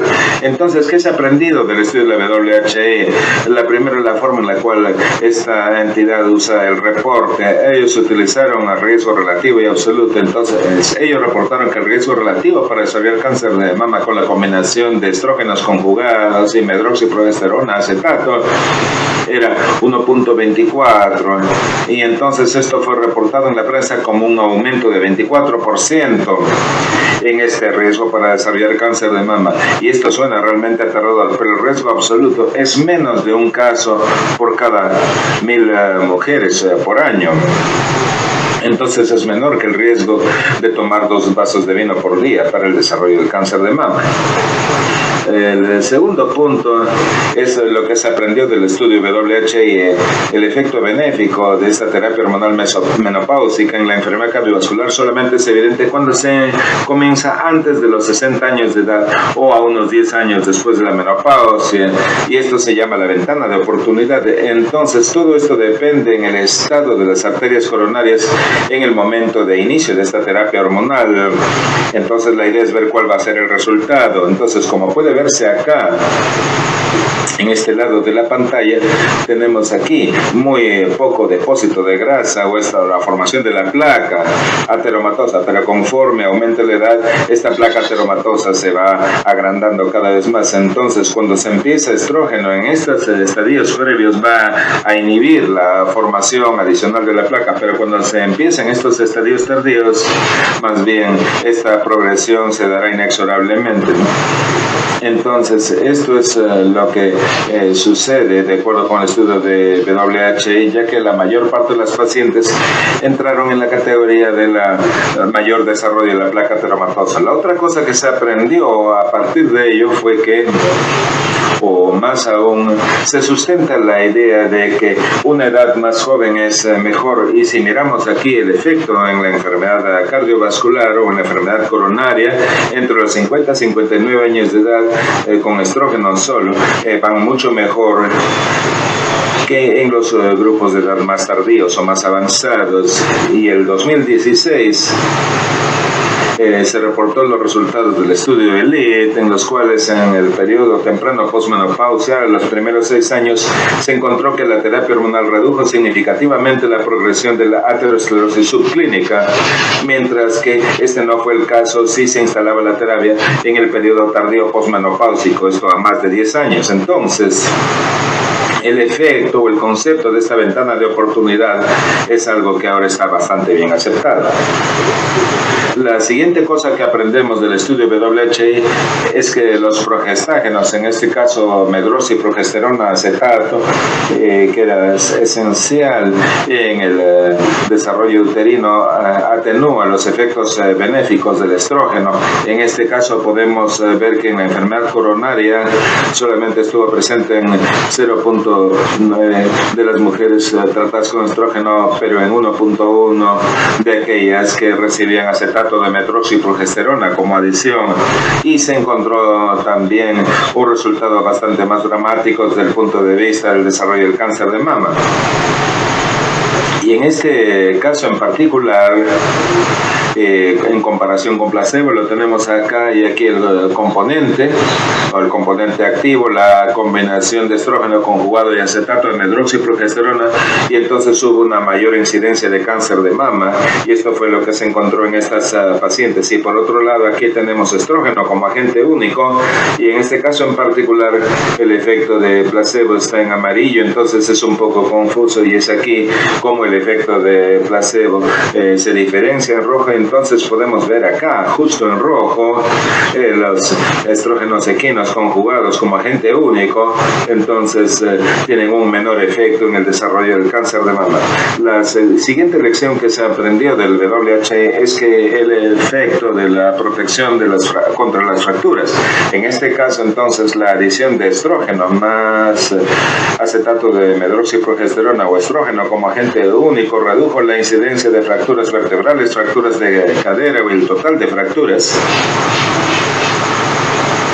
Esto en los dos grupos evaluados, y lo más remarcable acá fue el hecho que estas pacientes no se encontraban en un gran riesgo de hacer fracturas, y la mayor parte de ellas tenían osteopenia, y entonces hubo muy pocas fracturas o muy pocos casos de fracturas en estos grupos. Entonces las lecciones que se aprendieron del estudio WHI es que las personas con terapia hormonal no tenían un mayor riesgo de morir, no se aumentó la mortalidad por todas las causas, y esto fue lo que se encontró también en el seguimiento de estas pacientes. Y si miramos la mortalidad por todas las causas en un seguimiento acumulativo de 18 años, esto ya ha sido publicado, entonces las mujeres en el estudio comparadas contra otros grupos de pacientes, entonces se halló que no hubo un mayor riesgo de mortalidad desde el punto de vista de mortalidad cardiovascular o la mortalidad total por cáncer, pero la línea de fondo es que se encontró es que si se da en el periodo de ventana de oportunidad, entonces las pacientes tienen una menor chance de morir, y esto en forma significativa cuando recibe la terapia hormonal. Entonces la idea es empezar la terapia hormonal en el momento apropiado. Usted puede decirle a la paciente que de acuerdo con la información disponible tendría una menor probabilidad de morir, de iniciarse la terapia hormonal en el momento apropiado. Entonces, a 15 años después del estudio WHI y de haberse publicado los resultados, entonces el investigador principal, la doctora John Manson, dijo que la gran preocupación en la práctica clínica hoy en día no es el sobreuso de la terapia hormonal para prevenir condiciones crónicas, es la subutilización o el subtratamiento de las mujeres que tienen bochorno, sudoración nocturna, trastornos del sueño y una calidad de vida afectada, y que son candidatas apropiadas para una terapia hormonal y que no están recibiendo tratamiento en el momento actual. Y yo agregaría a esto la falta de entrenamiento de los estudiantes de medicina en cuanto a la terapia hormonal en la menopausia. Entonces podemos mejorar la aceptación y disminuir los efectos indeseables de la terapia hormonal en la menopausia seleccionando apropiadamente este tipo de hormonas. Entonces yo creo que sí, pero echemos una mirada a esto. En el primer punto es que si la paciente no tiene un útero, entonces debiéramos utilizar estrógeno como agente único y debiéramos entonces usarlo en una forma ininterrumpida y no debiera entonces haber periodos vacacionales sin el medicamento, no hay útero. Y esto puede darse en diferentes modalidades, ¿no?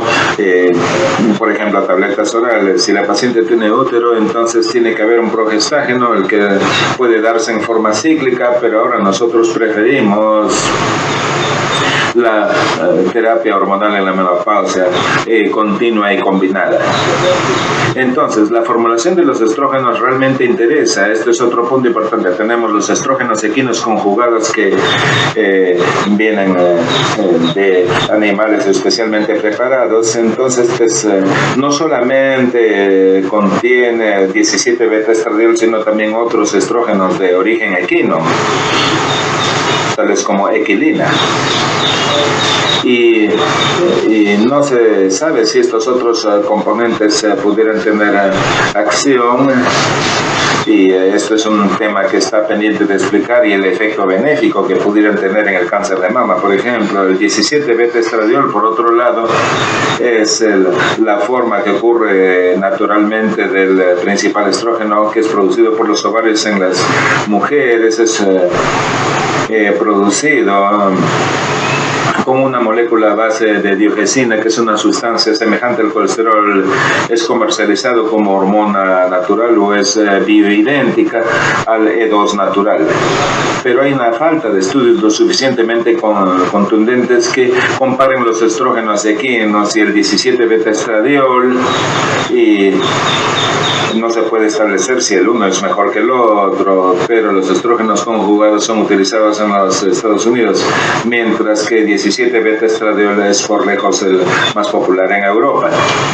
Entonces, realmente no interesa cuál es el que se utiliza.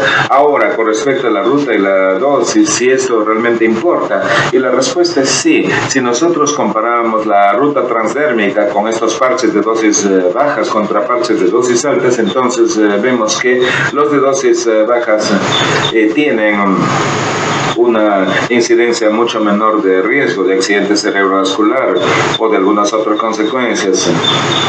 En las dosis orales bajas y las dosis orales altas hay otro tipo de diferencias. Entonces, hay diferencias y nosotros queremos ir con las dosis más bajas posibles para tratar los síntomas, solo que usted percibe que es lo más importante en estas mujeres. Entonces, ¿por qué añadir un progestágeno en esta terapia hormonal? Entonces, la mejor evidencia viene del estudio PEPI, entonces, donde CEE, en este caso el de origen equino, se utiliza como agente único y una elevada incidencia de hiperplasia simple, hiperplasia compleja y atípica. Con CEE, medroxiprogesterona acetato se agrega a este estrógeno conjugado o progesterona micronizada, entonces no aparece ninguna de estas hiperplasias simples, complejas o atipia y menos adenocarcinoma. Entonces no hay duda que si la paciente todavía tiene el útero, entonces necesita recibir una terapia con progestágenos, alguna forma de esta. Entonces, ¿y qué es un progestágeno? Son un grupo de medicamentos que tienen un efecto común, que todos estimulan el receptor de progesterona y que tienen un efecto variable en otros fenómenos metabólicos. La progesterona es la forma natural. Entonces hay otras formas sintéticas de esta hormona que son muy similares a la progesterona natural y que también son producidas en una forma sintética como derivados de origen natural. Hay derivados de progesterona y de testosterona. También tenemos acetato de medroxiprogesterona, tenemos acetato de ciproterona, acetato de nomegestrol, levonorgestrel, una serie de compuestos, y hay varios que son progestágenos sintéticos, los cuales son bastante conocidos por ustedes en vuestra práctica en ginecología. Hay que mencionar también que drospirenona, que también es utilizada extensivamente en la terapia de reemplazo hormonal. Entonces tenemos acá progesterona y dihidrogesterona, que vienen de la misma fuente vegetal, pero progesterona es micronizada lo cual permite que sea administrada por la vía oral, mientras que dihidrogesterona puede también generar el mismo efecto. Aquí para mostrar entonces, o la pregunta que surgió, si interesa qué tipo de progestágeno es utilizado. Por cierto que sí interesa, y en este análisis de caso control del Reino Unido, entonces en este caso en particular se comparó a pacientes sin ninguna terapia de reemplazo hormonal, aquí en blanco, contra pacientes que reciben otras formas de terapia en azul, y las pacientes que reciben estrógeno más dihidrogesterona en rojo. Entonces nosotros vemos la incidencia de infarto miocárdico y de ACV y de tromboembolismo venoso es mucho menor en el grupo que recibe la combinación con dihidrogesterona. También observamos entonces que en términos de esta investigación en particular, es otro estudio de caso control, el riesgo mínimo estuvo asociado nuevamente con los derivados de pregnano tales como dihidrogesterona y progesterona micronizada. Entonces, esto corresponde entonces al beneficio en términos del tromboembolismo venoso y otros efectos cardiovasculares. ¿Cómo es el efecto en las mamas? Hay estudios de cohortes al respecto. Entonces, cuando se usa estrógeno y dihidrogesterona, o estrógeno y progesterona, entonces la incidencia del cáncer de mama fue mucho menor en comparación con las otras 4 formas de los progestágenos. Entonces, medroxiprogesterona acetato, el progestágeno utilizado en el estudio de la Iniciativa para la Salud de las Mujeres, entonces este MPA básicamente fue considerado como el héroe en la década de los 70, ¿no? Y era la base de la terapia hormonal en la menopausia, evitando complicaciones tales como cáncer del endometrio en este tipo de casos. Ahora, probablemente era la droga la que podía ser responsable más bien de los pobres efectos cardiovasculares que se observaron en algunos de los estudios. Ahora, si se quiere saber qué sucede con la terapia hormonal en la menopausia y los principios generales, yo les sugiero revisar esta declaración de consenso escrita por mi persona, y entonces es aquí donde con la colaboración de otros líderes de opinión desde el punto de vista de las sociedades de menopausia, entonces se ofrece una vista panorámica acerca de esta terapia hormonal en la menopausia. Entonces aquí tenemos toda la agenda al respecto. Entonces básicamente es que en cualquier paciente, si usted quiere dar esta terapia hormonal menopáusica, los beneficios superan los riesgos. En primer lugar, se alivian los síntomas vasomotores, se eliminan, se tratan la sintomatología urinaria en la menopausia, se evitan las fracturas, se reduce la mortalidad por todas causas, se reduce el riesgo cardiovascular si es que se comienza la terapia en la ventana de oportunidad, y también se ha demostrado en otros estudios que puede postergar la enfermedad de Alzheimer si es que se empieza tempranamente después de la menopausia, y que mejora la salud sexual. ¿Y cuáles son los riesgos de esta terapia que se puede utilizar? Definitivamente hay un mayor riesgo para trombosis venosa profunda, pero esto puede evitarse con el uso de estrógeno transdérmico y con el uso de progesterona natural, de origen natural, tal como la forma micronizada o dihidrogesterona. La asociación con el cáncer de mama, de ser posible utilizar estrógeno como agente único, y si tiene que utilizar un progestágeno, tal como sucede en las pacientes que tienen útero, entonces es lo mejor utilizar progesterona de origen natural o dihidrogesterona. Ahora, hay un mayor riesgo para desarrollar enfermedad cardiovascular solamente si se empieza el tratamiento por fuera de la ventana de oportunidad.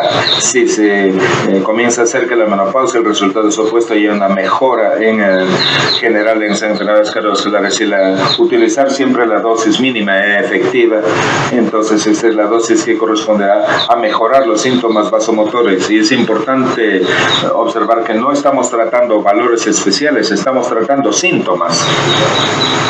Y los valores de las pruebas de laboratorio desde el punto de vista de estrógeno o de otras hormonas tienen muy poco que ver en este caso en particular. Entonces, en todas las pacientes hay que calcular el riesgo-beneficio en forma individual y movilizarse siempre trabajando con la dosis mínima efectiva. Y también hay que tener en cuenta desde el punto de vista de la pregunta que por cuánto tiempo se puede mantener la paciente con estos medicamentos, y en años previos se decía que debía utilizarse esta dosis mínima efectiva durante el periodo más corto de tiempo posible. Ahora hemos cambiado por completo esta afirmación. Se utiliza la dosis más efectiva durante el tiempo más apropiado. De acuerdo con la indicación, entonces, si se da este tipo de preparaciones para preservar la densidad mineral ósea o para reducir el riesgo de fracturas, entonces va a ser de por vida. No puede parar el tratamiento, ya que perdería todos los beneficios obtenidos. Entonces, en estos casos hay que seguir con el tratamiento de por vida. Lo mismo es válido para las pacientes que llegan con síntomas vasomotores. Sabemos ahora que hay porcentajes significativos de pacientes en los cuales estos síntomas van a ser de duración de por vida, y si usted para el tratamiento los síntomas van a retornar. Entonces se requiere una duración indefinida de la terapia. Y ya se ha mencionado que debe utilizarse la terapia con ambos componentes. El útero está presente intacto, considerar hidrogesterona o progesterona natural, considerar la aplicación transdérmica quizás es una mejor idea, especialmente si es que hay el riesgo de tromboembolismo desde el punto de vista de las complicaciones no deseadas. Entonces también hay que evitar los productos o compuestos que no tengan un respaldo científico en estudios adecuados. Y hasta que tengamos esta información, entonces es mejor utilizar los medicamentos que están registrados y que tienen buena evidencia de sustento. Y entonces ahora, después del tiempo transcurrido, 18 años más tarde, después del estudio de la WHI que fue publicado, entonces, ¿qué se señala entonces en el momento actual? Las mujeres randomizadas a la terapia con estrógeno conjugado se beneficiaron con significancia estadística de una menor incidencia de cáncer de mama, la cual se persistió durante más de una década tras haber discontinuado su uso, y con una menor mortalidad por cáncer de mama también con significancia estadística. Y esto es extremadamente importante. Encontrar entre las mujeres que fueron randomizadas a estrógeno conjugado más acetato de medroxiprogesterona tuvieron una incidencia significativamente mayor de cáncer de mama, que persistió durante más de una década tras discontinuar el uso, pero no hubo diferencias significativas en la mortalidad por el cáncer de mama. Y este es quizás el mensaje clave, señalando que no debiéramos utilizar acetato de medroxiprogesterona. Ahora, yo quisiera terminar esta charla también señalando aquí la última publicación de la terapia de reemplazo hormonal por mis colegas Bob Langer y Howard Hades, el doctor Lowe y la doctora Allison. Esto ha sido publicado el mes pasado, y simplemente cito acá, finalizando la conclusión, en donde ellos dicen: desafortunadamente en muchas mujeres y médicos la percepción del riesgo-beneficio de la terapia de reemplazo hormonal está distorsionada, entonces se evita su uso, lo cual lleva pues a malestar innecesario. Después del estudio WHI, entonces muchos médicos no han recibido entrenamiento adecuado para sentirse cómodos prescribiendo la terapia de reemplazo hormonal. Al iniciarse a unos 10 años de la menopausia, la terapia de reemplazo hormonal reduce la mortalidad por todas las causas y el riesgo para desarrollar enfermedad coronaria, osteoporosis y demencias. Y con estas palabras sabias yo deseo agradecerles por vuestra atención. Muchas gracias. Muchas gracias, doctor. Tenemos dos preguntas para cada uno de los expositores, comenzando con el doctor Ángel. Una pregunta es sobre promestrino. ¿Cuál es la dosis y qué tiempo? Bueno, el tema, el tiempo. Primero, lo que yo lo dije en virtud del tiempo, que en la atrofia severa, moderada severa, sobre todo cuando es severa, no menos de 20 días continuo, crema y óvulos. Los óvulos vienen de 10 miligramos, la crema viene de 15 miligramos, crema y óvulos. 20 días seguidos. El mantenimiento son 2 veces por semana. También leí que preguntaban por cuánto tiempo. Es por siempre y para siempre. Se puede descansar, pero no más de un mes continuo, porque volvemos a foca cero. ¿Está? Gracias, doctora. Doctor Rojas, en estos tiempos en la cual la menopausia no está siendo difundida en las universidades, ¿qué se va a hacer y qué se tiene que hacer para formar especialistas en el campo del climaterio? Gracias por la pregunta. Primero saludarla a Mónica y agradecerle por estar siempre con nosotros. Y la pregunta es muy importante y creo que parte de las disertaciones que se han dado está ese germen. Y las últimas palabras del doctor de Villiers también tratan sobre lo mismo. A veces somos los mismos médicos los que no estamos teniendo el conocimiento suficiente para poder explicar a los nuevos médicos y a las pacientes el beneficio que tiene el dar este tipo de terapia.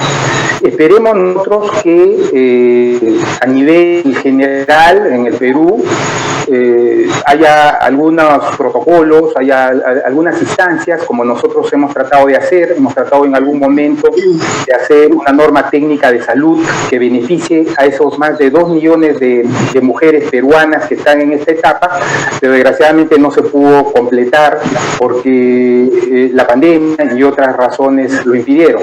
Esperemos que esto continúe, que haya una norma a nivel de ministerio y las más altas esferas del gobierno que beneficien a estas mujeres en esta etapa.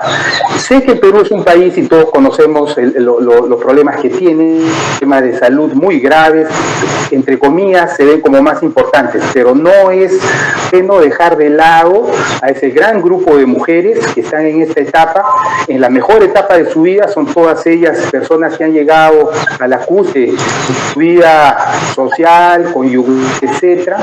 Muchas veces no tienen toda la altura de parte de nosotros para beneficiarlas.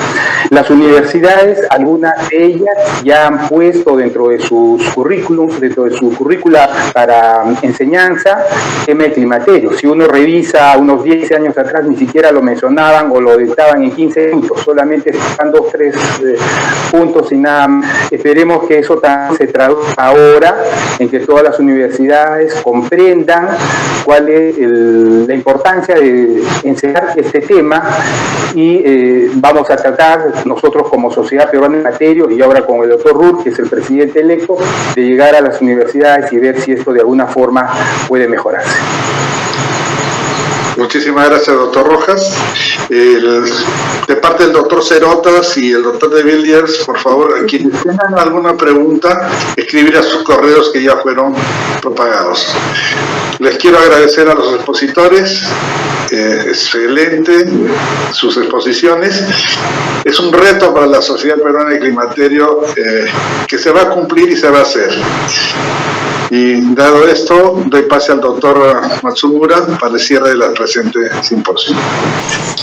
Bueno, antes de cerrar, yo creo que al inaugurar este simposio yo lancé un reto que es pisar realmente y consolidar el tema de la subespecialidad en climaterio y menopausia.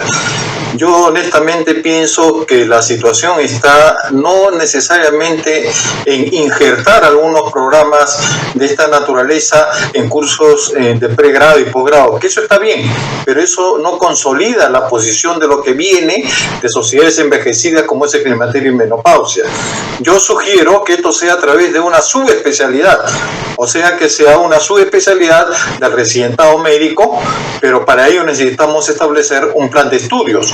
Y ese plan de estudio es el reto que yo lanzo a nuestra querida sociedad para que podamos hacer y realizar y que esto sea complementario a la especialidad durante 2 años y poder dar el plano nacional e internacional de formación de subespecialistas en climaterio. Yo creo que eso consolida esta situación y es la mejor manera de difundir y desplegar los conocimientos que, de acuerdo a lo que hemos escuchado de un past presidente de la International Menopause Society, de gente latinoamericana como la presencia de la doctora Mónica Ñáñez y la presencia de autoridades nacionales, creo que nos queda como obligación, y ese es un reto a cumplir, hacer una subespecialidad que es la mejor manera de desplegar, difundir y consolidar esta etapa de la mujer que ya lo tenemos encima. Bueno, yo también quería agradecer las excelentes ponencias de todas las personas que nos han colaborado, un reconocimiento a través de la Sociedad Peruana de Obstetricia y Ginecología, y también agradecer al moderador, que es el futuro presidente y que ya ha asumido el reto que les he lanzado. Muchas gracias y continuemos con el programa.